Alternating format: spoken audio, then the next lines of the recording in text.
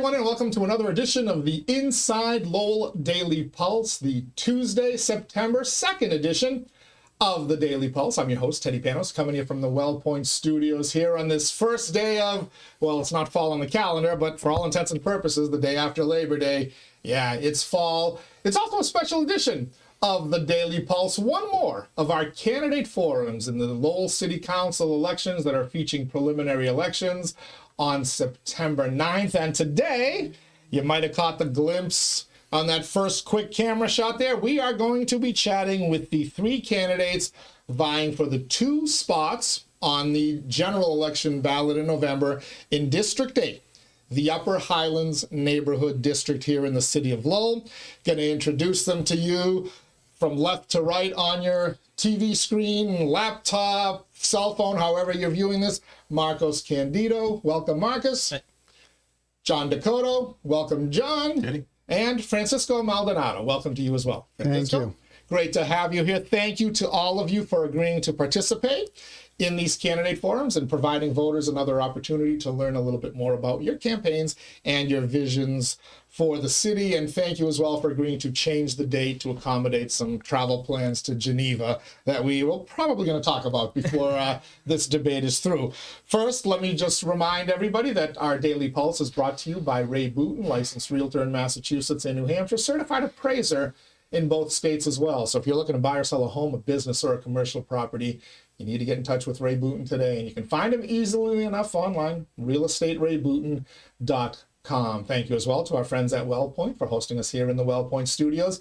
It's the only health plan offering healthcare benefits exclusively to Massachusetts GIC members at WellPoint. Your whole health is their whole point. Thank you again to the sponsors. Back to you guys. And for our audience, the forum will follow the same format as our previous InsideLowell debates, same format I've been using personally for 15 years when I was doing radio. Each candidate will be allowed a 1-minute opening statement and a 1-minute closing statement. Candidates will have the opportunity as well to address each question, and any candidate specifically mentioned in another candidate's response will have an opportunity for a rebuttal if you opt to do so. We don't time your responses, but we ask you keep them to a minute, minute and a half, so 60 to 90 seconds or so if you can. You're going to speak alphabetically as well as you're seated, Candido, Dakota, Maldonado, and the questions will then follow a rotating order on that same order until we get to the closing statement, which will go in reverse of the opening statement. So, without any further ado, it is time for our opening statements. Marcos Candido, you get to go first. Yeah, so, well, can you hear me? Is this fine? Yes. All right, so, first of all, thank you, Teddy, for having me on again. An opportunity to speak on my platform. It's always greatly appreciated. And, of course, thanks, John and Francisco, for taking part. So for those of you who don't know me, my name is Marcos Antonio Candido Jr. I'm a Lowellian. I was born and raised here by two hardworking immigrants. I went through our public school system, and after I graduated Lowell High, I got my degree in neuroscience at Hopkins University in Baltimore, and I also remained there later for 2 years to research addiction at the National Institutes of Health at the National Institute of Drugs and Addiction. There, I also spent a good part of my 2 years helping organize our union, the NIH Fellows United, or UAW 2750. And I'm looking forward to being a city councilor with a data-oriented mindset and with union organizing experience, and bringing that into our city council to be a strong advocate for those proven solutions that uplift our hardworking class families. That means building more affordable homes, improving our public transit, making our streets safer, making sure our schools are fully funded, and also making sure we're properly supporting early childhood care.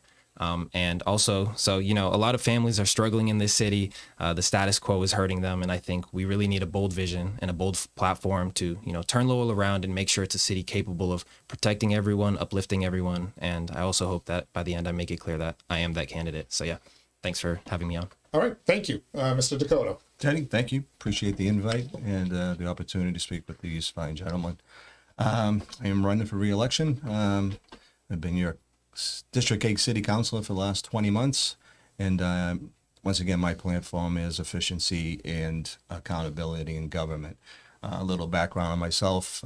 Prior to my retirement last year, I was the transportation director for the Lowell Public Schools for 18 years. Also served the city by being the chairman of the Lowell License Commission for 10 years, and presently still for 18 years been the treasurer of the Team Mickey Ward Charities that has given back $2 million to families in the Merrimack Valley, and we continue to do that effort. My priorities are, the vision is economic development and sustainability and housing.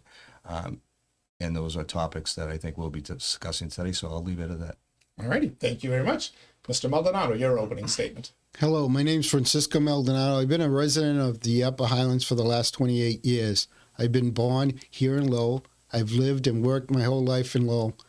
The last March 1st, I retired after 29 years from the Lowell Police Department at the rank of sergeant as a street supervisor.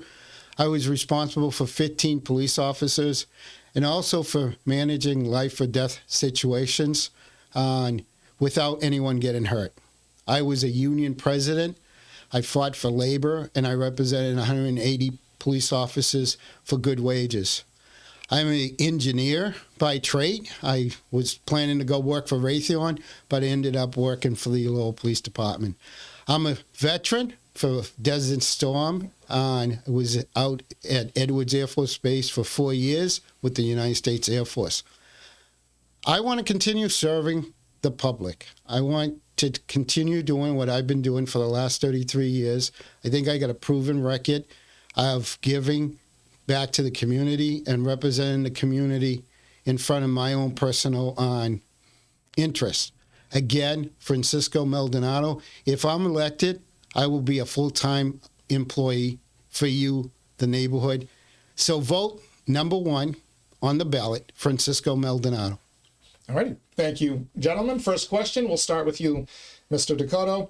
Calorie Park has been in the news recently. Should the city sign some type of agreement with Lowell Catholic or maybe another entity to revitalize the park and use it to its fullest potential? Or should the city undertake this revitalization and overhaul of the park on its own? Mr. Dakota. Thank you. Obviously, it's been a hot topic for the last 2 or 3 weeks, and spoken to people on both sides of the topic. My vision for Calorie Park is, it kind of dawned on me last week as I was driving past Shed Park and looking at what Shed Park had and what Calorie Park could be. I am not in favor of putting this out on an RFP at all. I'd like to keep this as green space. I would like to keep a baseball field, a softball field, but these fields have to be pristine. We can bring tournaments in, but also to have the time for parents and families to use the fields. I think the tennis courts have been used quite often over there. I'd like to see some volleyball nets. I'd like to see a pickleball court put there, a splash pad, and maybe an outside walking court around the whole field. I think that would be just right up the alley for the Calorie Park neighborhood, and I think it's something that we deserve. And I think that's what I'll be bringing up as part of a motion soon. Okay. Mr. Maldonado. Calorie Park, located in the center of the Upper Highlands, easy access for the neighborhood. It's a neighborhood park. It should belong to the neighborhood. I personally think that it should be treated like all the parks in the city. Every park should be treated to the extreme of it being the very best that we have to offer the taxpayers. All right. Mr. Candido. Yeah, I mean, I can't really add a lot there. I mean, it's a public park, and it's, you know, I've walked a lot there, especially as I've been door knocking, and you know, it's quite unfortunate to sort of see the state some of it is in, but yet a lot of youth and a lot of families still persist in trying to use the park. So I think the city should really do everything it can to revitalize the area and definitely not give it away. Don't privatize it. Don't let its maintenance be under the hand of, you know, an entity that's not accountable to the public. And that's sort of that's a message that I think I'm going to try to bring not only to, you know, the situation at Calorie Park, but to a lot of other important problems that our city is facing, from housing to public transit to, you know, healthcare access in the city. But yeah, you know, keep Calorie a public park, and our city should just step up and revitalize the area. All right, I'm going to just do a quick follow-up since you all kind of seem to be in agreement on it. Obviously, you want Calorie Park revitalized. Mm-hmm. what if some other entity were to come in and kind of do that? And we'll pick Lowell Catholic because that's been one of the things, but some kind of school or entity that would revitalize it, but also allow the city to have some kind of use for its residents while also paying for the revitalization or offering some type of money to the city. Would that be something you would consider? It will go in the same order, Mr. Dakota. Well, on your first question, you mentioned Lowell Catholic. They're a great school, no doubt about it. But the unfortunate part is they're not going to be paying any taxes on this. That to me is a stop gap right there. I would not go any further. But anybody else? No, I would rather not. I want this to be green space for the neighborhood. I think Cisco brought up the point. In fact, it's not even part of our district, to be quite frank. This is part of Calorie Chow's. As it comes down, we take a left at Parker Street, and it's not even ours, but it's on the tip of it, and our neighbors actually use it. It hasn't been upkept. It's been the pitcher's mound's full of grass, and the whole field's on. So right now, the outfields are being used for volleyball by the youth, and that just goes to show that that's what they need over there. Let's make this a full-fledged sport park and green space for the neighborhoods, plain and simple. Mr. Maldonado? I don't believe it should be privatized. This is a taxpayer's privilege of having a park in their neighborhood. Also, the park is where young athletes start.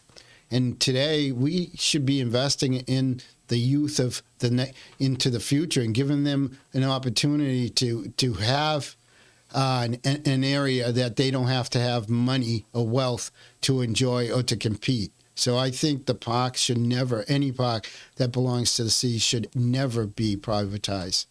All right. Mr. Candido. Yeah, so if I understand your follow-up question, like partnering with maybe some other institution to help redevelop it. Somebody that would pick up the cost so the city doesn't have to pay for the refurbishing of the park and revitalization of it. Yeah, I mean, I think, maintaining it as a public space, but maybe partnering with someone to support the development and the revitalization. I mean, especially if, as you're saying, taking, the cost from the city budget, I think that seems to be fine. But also, of course, reiterating that it has to maintain, it must be maintained as a public space. But I don't see necessarily any problem with, working with a private or nonprofit entity to try to at least help revitalize it. Okay. Thank you all for that. And I appreciate allowing me to do a follow-up on that because I think that's going to be a hot button issue at the next council meeting or one of them. Next question, we'll start with you, Mr. Maldonado. Lots of debate across the city and the entire state about the creation of housing. Every candidate you talk to, they're addressing housing in one way or another. It's been brought up here in opening statements.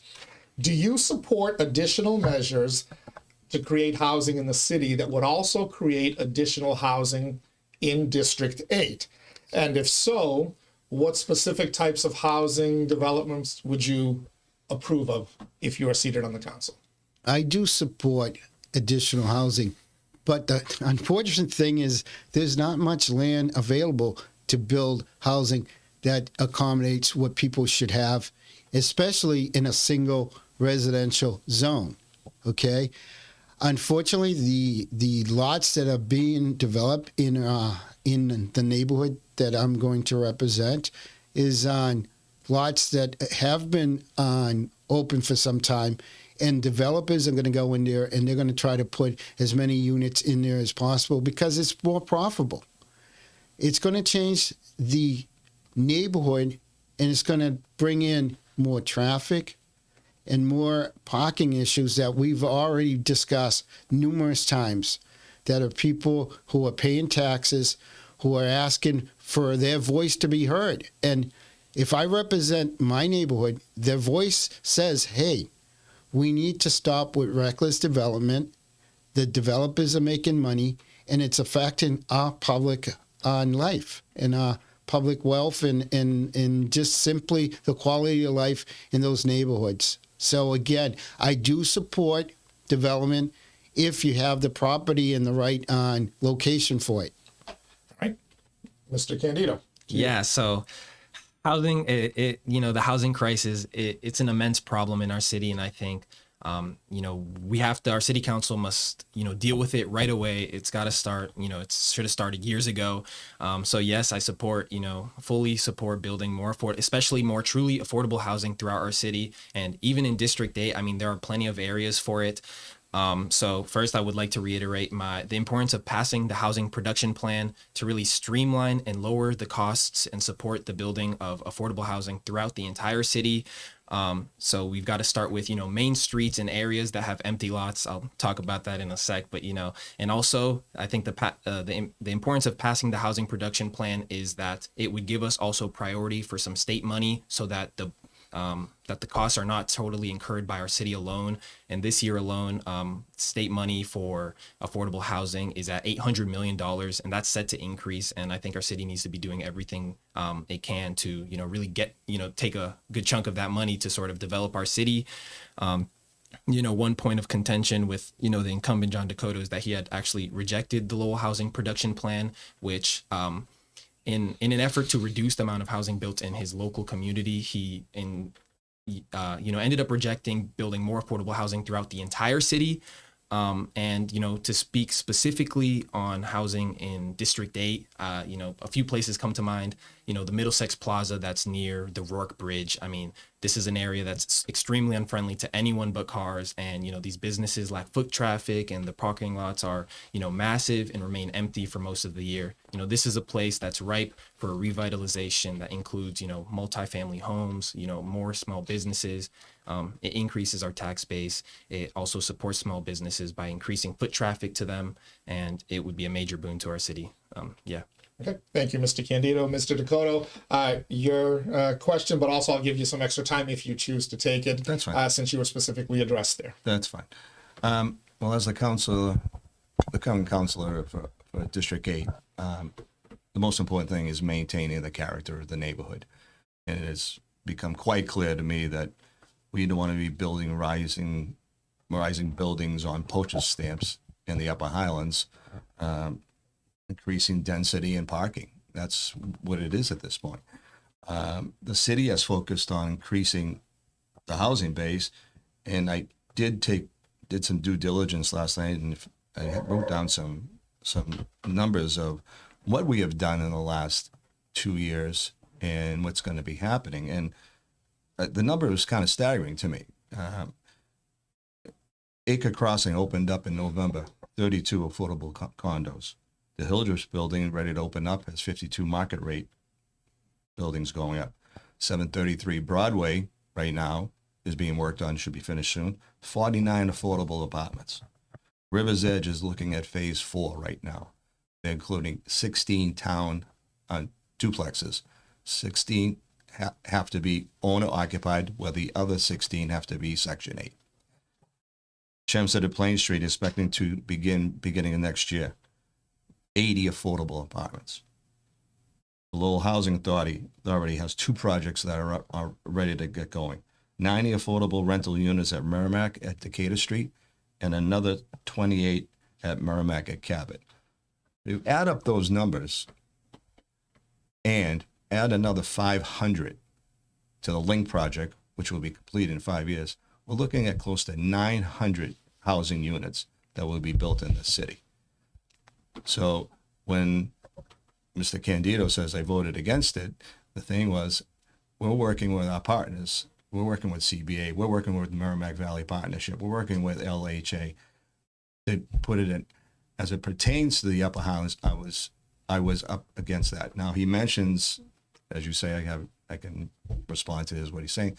That portion of Middlesex Street is also a portion of what the people from the Front Runner program are looking at when we talk about the city's transformation. So I would ask Mr. Candido for his patience, because I think that's something that's going to be coming down the pike. All right. He did mention you, so. Yeah. Well, so I think, I think at the end of the day, actually, if you do actually look at the numbers and you look at, say, the Lowell Ford plan, comprehensive study, with even all of that construction, we are still not set to hit the housing target and housing demands of our city for even up to like 2030. So it's clear, based off that report, a years long comprehensive study, right, that we need more affordable housing. Some of that housing he's mentioned, right, is market rate, and that's over $2,000 in a city where 20% of our households can't even afford a rent of $700. And one last thing I really want to quickly mention that is a lot of problems that a lot of the anti-housing opinions come from the fact that people are worried about congestion, traffic, car use. And although that's a real, that's a real concern, I think it plays on the lack of an imagination for a Lowell that has better public transit, where more housing doesn't necessarily mean more traffic, but it means, a higher income tax base, and also, a lot of young families, our kids are stuck in their homes right now. So I think we got to provide better public transit so that when we do build more housing, it also doesn't mean more traffic congestion. All right. Yeah. Thank you. Next question. We'll start with you, Mr. Candido. The current administration and the two most recent city councils have approved tax increases totaling 11.5% over the last 3 years, 5.5% in the summer of 2023, 3.5% in the summer of 2024, and 2.5% in the most recent budget. Do you support increases at this level? If so, why? If not, please specify a specific area of the budget where you would seek to save the taxpayer monies and not raise the rates as much, keeping in mind that a 1% reduction in the tax rate would equal a cut of $1.8 million out of the budget. So if you don't approve of these increases, where would you cut in the budget to specifically save that money? Mr. Candido. Yeah, so the taxes question, it's extremely complex. I mean, really at the base level, because of inflation, the costs of goods and services go up. So our city really has two options, as you're, questioning on, either we raise taxes or we cut back. But if we look at throughout our history, we see that every time we do budget cuts in our city council, critical funding for departments such as our schooling and, public health nurses, those are the jobs that we lose. For example, as I just mentioned, we cut back in this year alone, $4 million in cash contributions to our school, while increasing the police budget by $5 million. And there was not a single, article about it. There was no controversy, despite the fact that year in and year out, crime is reduced. And the police force, I mean, the average salary for a policeman is like $100,000 to even over $200,000. So I think that's a misappropriation of our funds. So my answer to that is that we need to increase our tax base creatively. So that's why I'm also a strong advocate for building more affordable housing in the city, so that we can increase our tax base, and so that we can also, of course, with better zoning, increase, the amount of small businesses we have, which would also, of course, indirectly and directly support the tax base of the city. And not to mention, if you have better public transit and affordable childcare, the additional savings that families get from that also will directly and indirectly improve our city. So really, the city council needs to be facilitating increased economic activity throughout the city so that we can increase our tax base. And yeah, that's my answer. Okay, thank you, Mr. Candido. Mr. Dakota, to you. Thank you. I think on the last question, I kind of summed up what I thought was, I was saying 850, and my opponent did mention that somewhat market rate, but that was only probably 10% of that was affordable housing. And I think what that does is that helps the residential tax base. What are we all talking about? It, all three of us know what's happening. We need to increase the residential and the commercial tax base. Now, obviously, my two challenges did not have the opportunity to visit Toronto or Geneva, and what was happening in those cities and the commercial activity that was going on, and what will be happening here, be it with Link working with the city of Lowell in the Front Runner program. We're looking at the Link bringing in $4 to $6 million in tax revenue. That will help us tremendously. Draper Labs is coming in, one of the biggest nonprofit companies in the world, working on from AI to nanotechnology, space aeronautics, and all that. And other companies will follow, which then, once that happens, then more retail comes in, more restaurants come in. We have to fix the infrastructure here. And the way I look at it, when we look at all these plans and what's going to be coming out, my first plan would be, is I would be looking at the Gallagher terminal. And with the housing that's, I'm sure the gentlemen have seen the renderings of what the Gallagher terminal will look like, the housing and the mixed use, and using our trolleys. How great would it be to see a trolley go from the Gallagher terminal all the way to the Link project and back and forth, or using our tracks again? I think it'll take the mindset of Lowellians to get to that point. But we're not a grid like Geneva or Toronto, so we're going to have some imagination here. But, you know, Teddy, I think when we came back from Toronto, I was still not 100%. I'm kind of saying, all right, what do we have to do? What's the plot and all this stuff? Because I wasn't 100% sold, but we were talking $1 billion back then. We could be looking up to $4 to $5 billion in real money coming into the city in the next 3 to 10 years. That to me, it will be the Industrial Revolution Part 2. So I hope I've answered your question. All right. Thank you, Mr. Dakota. Mr. Maldonado, to you. I think, unfortunately, if you don't cut your budget and streamline your budget in the city, you'll have to increase on taxes the way they're going. I think we have a lot of jobs in this city that need to be looked at and asked, do we really need these positions? I specifically have come from the police department, working there 29 years, seeing how that department has developed. Recently, they took a position that was manned by one deputy and turned it into a 3-deputy position. That position pays $225,000 a year.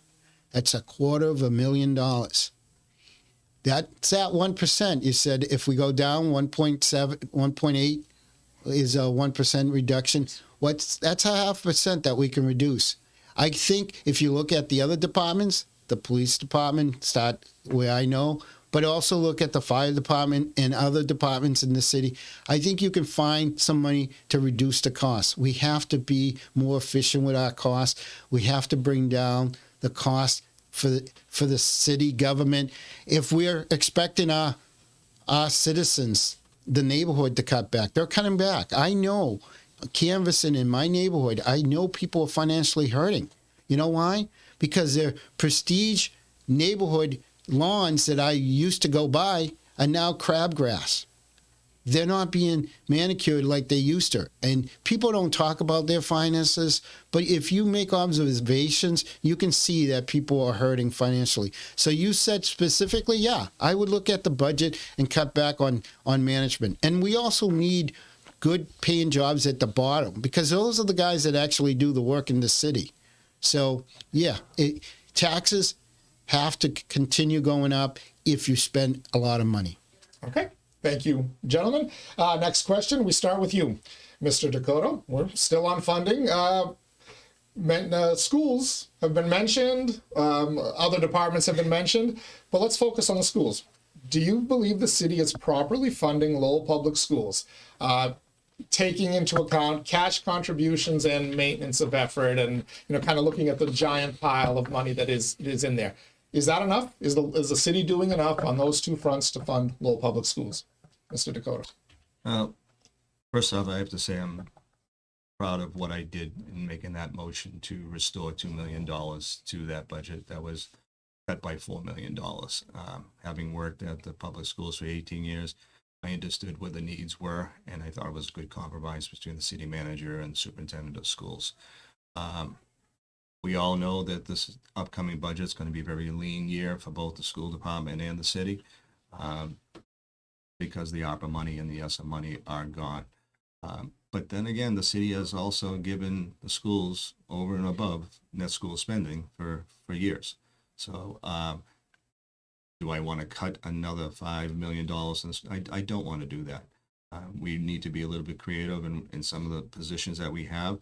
Like I said, the ARPA money is gone. The ESSA money is gone. So we are going to have to tighten our belt buckles here and come to solutions. And some of the positions that could be hopefully combined with other. And I think that's where we have to go with this. Okay. Mr. Maldonado. I think future depends on education in the city.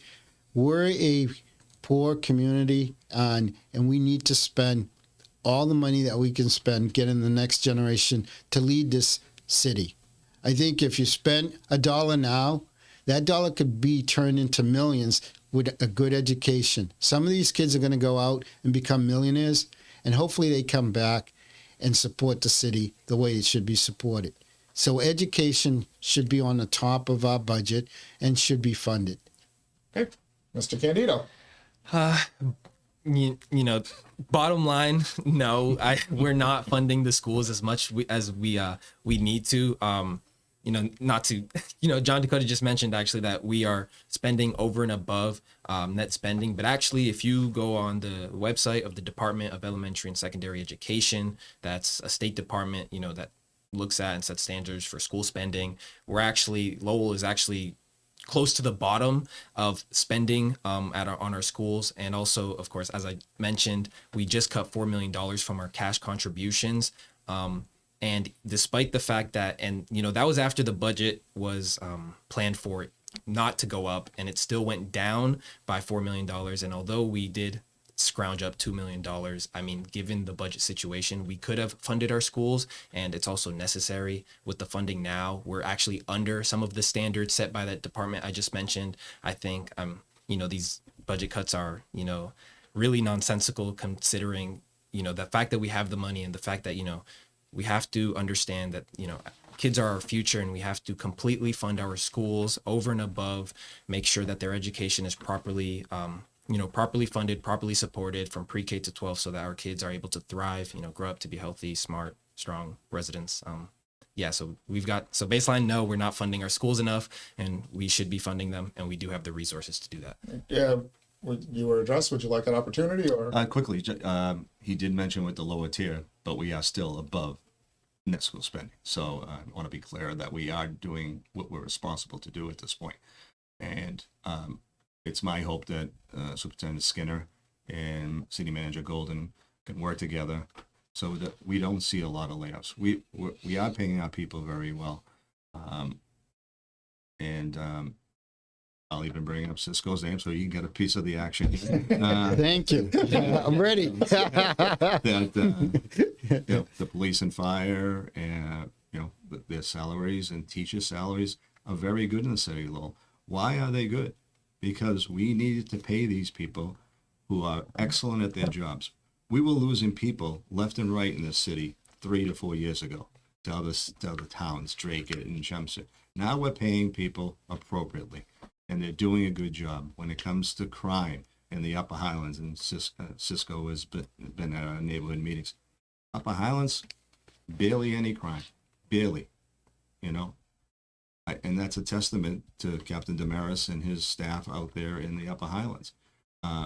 So you get what you pay for, is what I basically want to say, is that, yes, we are paying some salaries that maybe are above and beyond, but we're also a city of 115,000 people. So I think it's money well spent. All right, Mr. Maldonado. I will respond with the fact that if we do a better job funding our schools, we're going to have people to fill these high-paying jobs that work and live in this city. A lot of the money that we're paying these high-paying jobs is leaving the city. I mean, a lot of the police department don't live in the city, and they're all six-figure incomes. So again, with the education, if we invest in our youth so that they can qualify and compete for these jobs and have the resumes that we want from our employees, we're going to get a good return. We're going to get citizens that live in Lowell, that have good money, and they're going to invest in the city and sustain the small businesses that we need. Okay. Next question. We'll start with you, Mr. Maldonado. And I swear these just came up at random in the order, but we're going to talk about public safety. Now you know. Yeah. Public safety. Public safety in American cities. Big cities, but all urban cities. And other law enforcement issues have been the focus of a major national debate over the last several months. Please provide your assessment of public safety in the city and how you rate the city's handling of issues specific to Lowell, but also how those issues relate to what we're seeing happening in other major American cities. Okay, I grew up on in this city. My whole life, I said I lived here. I came from Shaughnessy Terrace. I worked in the city all my life. So I've lived a good portion of my life on Salem Street, at which point was a horrendous place to live. While living in this 3-deck family housing project, I witnessed people being murdered, people selling drugs, people being burned to death in buildings. It has improved. This city is a lot safer than it's ever been. It's a very safe city. I have no fear walking anywhere in the city at any time. Okay? We have a great city. And the reason we have a great city, because it's diverse and people are getting to know each other and trusting each other. So if you're going to have a safe city like this city, you have to have that partnership between the police department and the community. And I think we've established that at the Lowell Police Department with community policing. Our police department has done a great job in this city. Like John mentioned, crime in the Upper Highlands is very low. In fact, it's low everywhere in the city. We have some issues, but again, those issues are connected to the root cause of crime. We know crime. As a police officer of 29 years, I know crime is connected to poverty. It's connected to drug and alcohol abuse and the lack of opportunities, okay? If we give our citizens opportunity in Lowell to have some of these good paying jobs, and not only after they work for the city for 20 years, an opportunity to move into management and be treated fairly and not give these jobs to people that don't live in the city, you know how safe the city's going to be? It's going to be the next Geneva. Thank you, Mr. Maldonado. Mr. Candido. Sorry, could you repeat the question? Sure. Public safety in American cities front and center. You've seen Washington, D.C., Chicago, etc. And other issues have been the focus of much debate. How would you rate the city of Lowell and I guess the Lowell Police Department's handling of these issues as they relate to the city, but also some of these national issues and whether they're present or not in the city? Yeah, so, well, as I think some of, like Cisco and Dakota has mentioned, like, Lowell's actually John, sorry, I'm formal a little bit. Crime rate in our city. Double plug. That's not good. That's not good. You can be my father. You can be my father too, John. Yeah. So I think I'll give you my minute. No. It's all right. It's okay. I think the crime rate in our city is low, as I mentioned. Our own in the budget, the police, the police reports year in and year out are mentioning like 20% reduction in multiple types of crimes in our city. So our city has come a very, very long way from, the 80s and 90s when there was a high crime rate or when there were a lot more significant issues. So, I think, the crime in our city is low. Public safety is at an all-time high. And I think we need to be continuing in that trend by not spending more on policing, but actually, spending on those departments and community initiatives we know continue to uplift our working families, properly funding our schools, properly funding, childcare, making sure our parks are perfect, that they're accessible and clean. So I think public safety is, it's a public health issue, and we just have to make sure that all our money is going into our communities and not into, departments that just like essentially sap money away from our communities. But yeah. All right, Mr. Candido, thank you. Mr. Dakota. I think Cisco and Marcos have actually answered their own question concerning that they're thinking that the police and fire are maybe a little bit top heavy, but in fact the people that we have brought on, the police officers, sergeants, the deputy sergeant, and the community policing, we have paid them a good salary. They're doing a good job. Crime is down in Lowell for that particular reason. I've said it before. You get what you pay for. And in this city, we are getting what we're paying for. And Cisco was absolutely right. I'll walk down Salem Street at 1 o'clock in the morning, without a problem, because I know nothing's going to happen to me. 20, 30 years ago, he's right. It might have been a gun pointed at my head. Not anymore. The city as a whole is very, very safe. And I attribute that to Deputy Superintendent, the Superintendent Houdon and his staff. So top heavy, I don't agree. All right. I will disagree with you, John, in that sense. That guess what? As an officer that's been near for 29 years as the street supervisor, the sergeant that does the work, our top management is heavy. We need more police officers. Recently, I spoke to an officer that says they're working double shifts because there's no one to work those shifts. People are complaining about not having free time at the Lowell Police Department. Guess what? If we can use some of that money that we're paying top management that really don't need. This position was filled by one supervisor, one deputy for a long time, for at least the 29 years that I was there. Recently, it's been upgraded to 3. We have enough managers below that deputy to do the jobs they're doing without having to pay more money. So, yeah, I disagree that on the top management isn't on heavy at top. Okay. Moving on. So a lot has been made of the frontrunner city designation and the potential for billions of dollars of money to come into the city. I think, Councilor Dakota, you mentioned $5 billion. That's a number I've heard from other councilors after the Geneva trip. I'm going to make you the king of Lowell. What type of projects would you push for? If the decision was yours to make, if you could take that money, $5 billion worth of outside investment, what type of projects would you push for in the city? And I think it comes down to infrastructure. I think that it's going to be one of the toughest battles for the city. We're under the mentality in the city is get out of your house, grab your key to your car, and get to your destination quick as you can.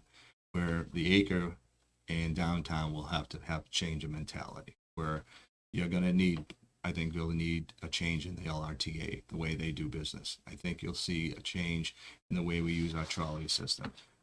I just think with the completion of the Link project coming up in 3 years and Frontrunner City program, which I'm hearing could possibly be shovels in the ground 6 months to 9 months, that we need to start the infrastructure of transportation. I think the Gallagher terminal would be the prime place to begin that. I think they're looking at housing at the Gallagher terminal, mixed use, with a whole redevelopment, including the LRTA as well. So I think once we get that project done, then I think you can build out from that. And I think that's probably the spot I would start out with. All right, Mr. Maldonado. Is the king of Lowell with Heavy lies the crown. $5 billion. You know what I would first do is take the North Canal apartments and move them out to a different location. These housing projects that we have, or low-income housing, aren't meeting the need of our present residents. They're undersized, so I would spend the money building like a 55 and above community on the outskirts of the city where we have more land. That would probably be Belvedere, where we were originally thinking of building the high school. Guess what? This should be a nice community for people who have paid their taxes and lived in this city and are older and should live in comfortable an environment. If I was king, I will also bring, with the land that I would move those residents from the North Canal, that land would now be turned over to a football field and a baseball field so that the athletes at Lowell High can compete with the athletes that have money, especially that go to private school, that have access to money and are willing to even buy parks to give those kids an advantage. Guess what? It's time to spend money to make the Lowell more competitive. And that starts with making sure the high school meets the needs of our students. And we need ballparks and we need football fields. And if I had $5 billion, that would be my priority, is to make that area better and also to improve the housing situation for our lower income folks. another project would be Bishop Markham.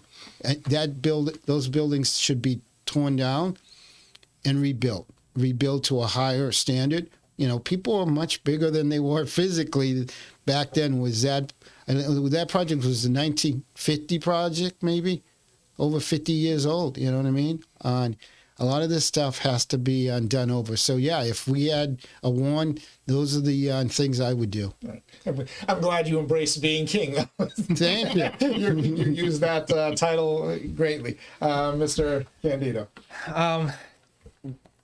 Man, with $4 to $5 billion is just like, it's a mind-blowing amount of money. I mean, it's like 6 times our city's budget. I think, name it, we could do it. I mean, you know, Cisco just went down like an insane list, and you could probably tack on like 50 other things. I mean, $5 billion is ridiculous. You could, I mean, build a subway in a small city like Lowell for no reason, just because, like, I mean, so, you know, it would go towards, in my opinion, making sure we're building equitable, fully funded, supportable housing in the right areas around our city, improving, you know, our public transit system, making sure our entire city is connected so everyone has access to everywhere in Lowell, at you know, free. Actually, I mean, our buses are free now, so let's keep that going.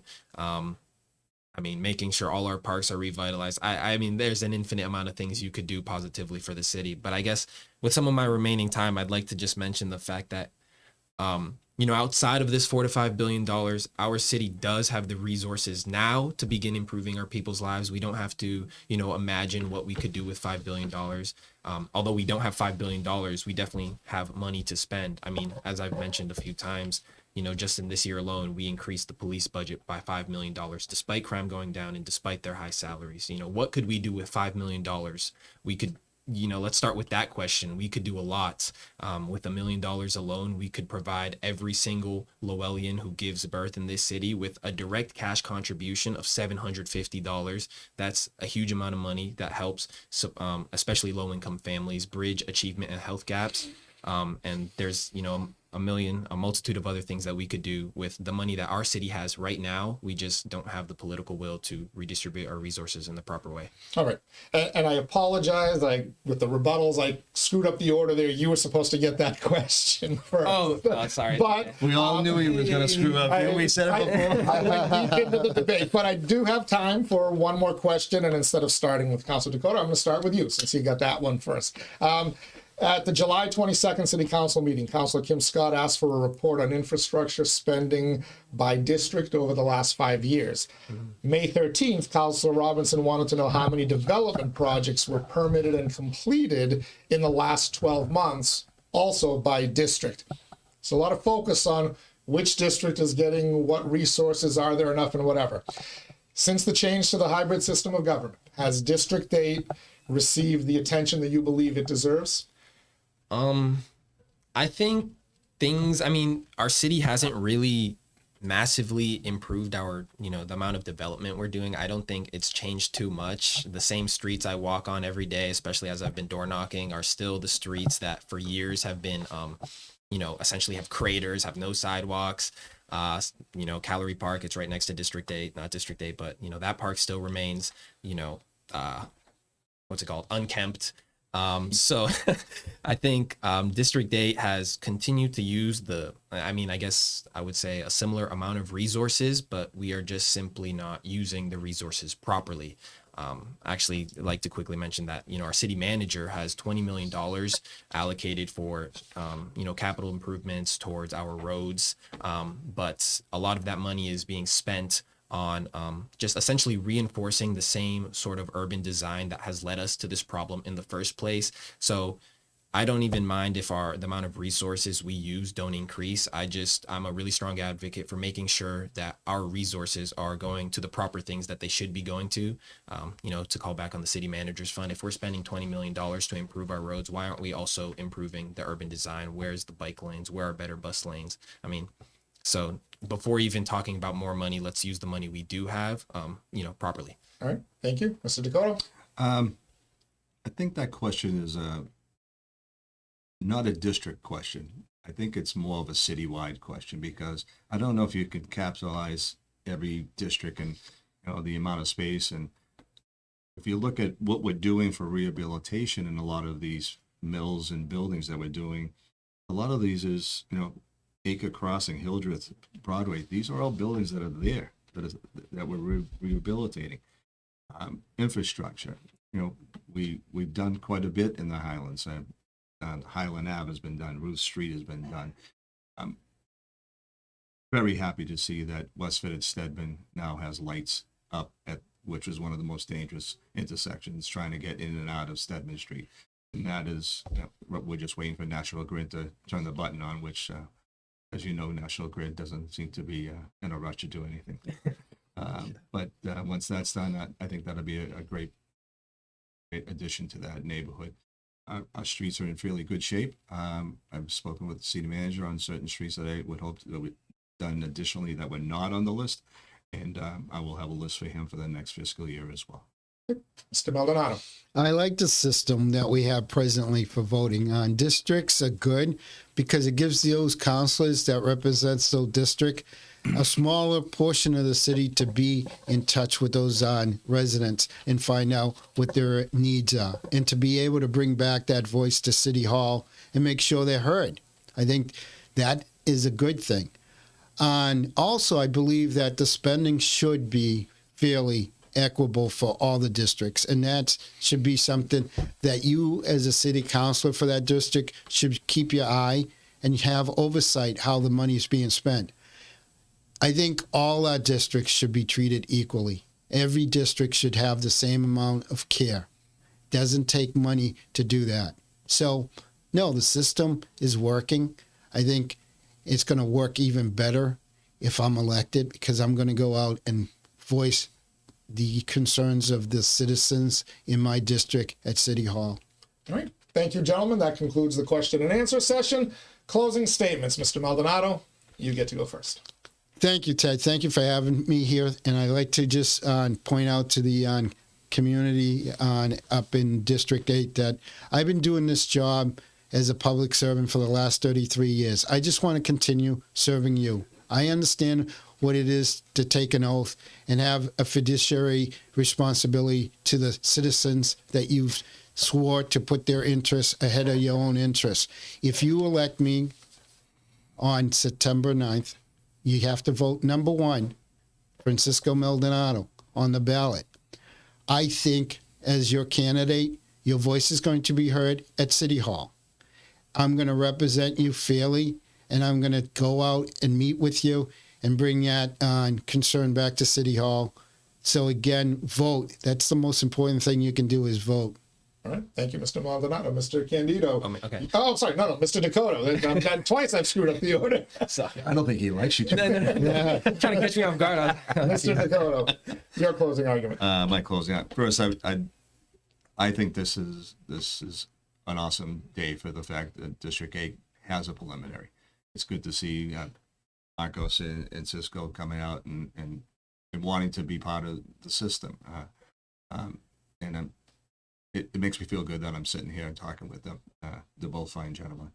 When I ran 2 years ago, I learned that government, in order to run efficiently, requires the dedication of not only staff, but 11 people that are on the city council working as a team. And that has really stood out to me in my last 20 months on the term that, yes, we have districts, and I do agree with the district plan, but as a whole, the whole intent is citywide. We're all citywide politicians, and I think that has made a tremendous difference. I've had excellent relationships with all of my colleagues and helping them with their districts and him helping with my district. And I look forward for another 2 years of doing that same thing. And I want to thank you for having this forum. All right. Thank you, Mr. Dakota. Final word will go to you, Mr. Candido. Yeah, so first, thanks again for having me on. It's been a pleasure talking about my platform. And of course, thank you, Francisco, and thank you, John, for coming on and having a discussion. I'd like to reiterate that, despite the fact that we have highlighted some of the good that our city is doing, I think overall our city is going in the wrong direction. I mean, I wouldn't be running otherwise. Right now our families are struggling to make rent, and our homeless crisis is worsening on a day-to-day. Our public transit infrastructure is abysmal. Our families are being forced to spend thousands and thousands of dollars a year to, forcefully to maintain a car lifestyle in this city, because otherwise you really can't survive. So, as the situation worsens, our residents, they continue to get more dejected. They continue to lose more hope. They don't really think, something good is even possible. I mean, that's why voter turnout in our city is extremely low. Our city needs something to vote for. They need, our District 8 especially needs a city councilor, with a bold vision who's going to advocate for those proven solutions that will uplift, not only families within our district, but families throughout our entire city. District 8 needs a city councilor that understands that, swiftly acting now and not standing idly by is what's going to take us through some of the crises our city is facing. So, if you're someone who sees the issues that I'm seeing and that a lot of other working families are seeing, if you want more affordable housing, better public transit, safer streets, if you want our schools and our early child care and education systems to be properly funded, please vote for me. My name is 𝐷𝐿, and, vote for me as an early voter now through the 5th or, on September 9th.